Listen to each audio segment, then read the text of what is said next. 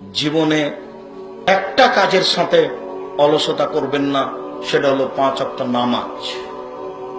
অন্তত ফরজ।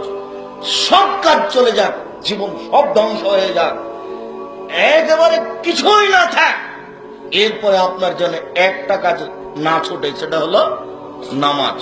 যে কোনো মূল্যে, যে কোনো উপায়ে নামাজ পড়তেই হবে। এটা আজকে জীবন বাজি রেখে নিজের উপরে চাপিয়ে নেন। জীবনে একটা কাজ করব যে কোনো মূল্যে, সেটা হলো সালাত, নামাজ। আর একটা কাজ করার জন্য অনুরোধ জানাচ্ছি, 24 ঘন্টা একটু কোরআন মাজিদ পড়িয়েন। বেশি না পারলে 1 লাইন, বেশি না পারলে সূরা ইখলাস 3 বার। শেষ কথা থাকলো একটু হালাল রুজি উপার্জনের। শেষ কথা থাকলো, আপনি স্বামী হলে বউয়ের উপরে কঠোর হন। মহিলা মানুষ দুর্বল বুদ্ধির আপনাকে বিপাকে ফেলে জাহান্নামে নিয়ে যাবে।